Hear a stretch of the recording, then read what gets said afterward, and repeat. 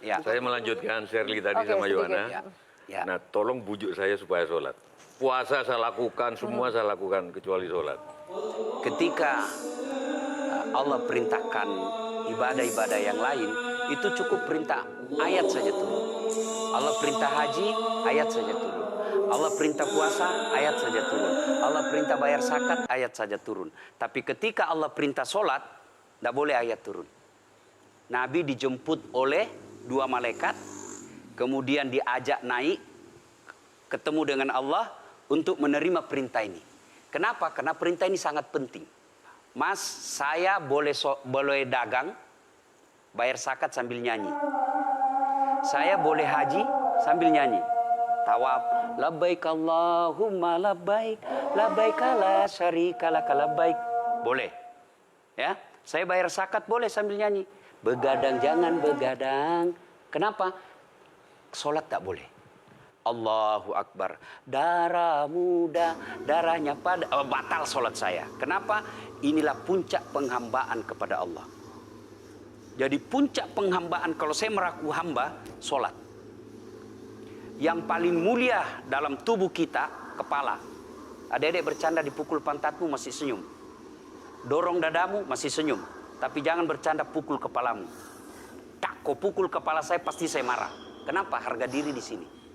Tapi ketika kita sholat, anggota tubuh yang paling mulia, kepala, rendahkan seperti kakimu. Kita akan masuk ke next block. Ini penting. Kalau saya sudah mulai ini. Oke. Ya, karena kalau ketika saya mau sholat, saya melihat banyak koruptor sholat. Ya. Saya melihat banyak orang sholat yang kalau saya ajak ngomong main HP, nggak punya adab. Yang paling enak memang sholat tidak korupsi.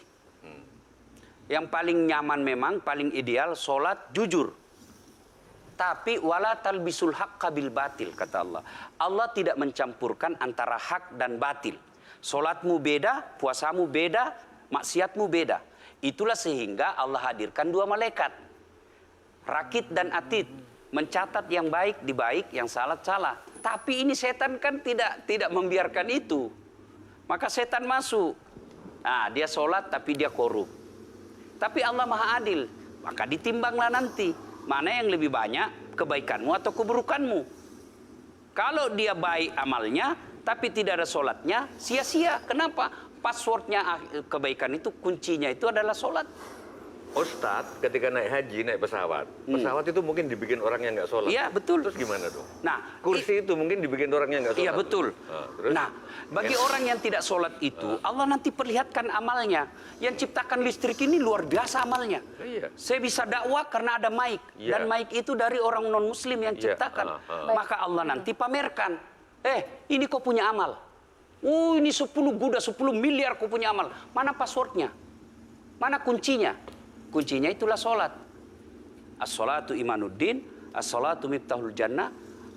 Sholat itu kunci kebaikan, sholat itu tiangnya agama. Sebuah bangunan, dia bisa berdiri tanpa dinding. Sebuah bangunan, dia bisa kokoh tanpa atap.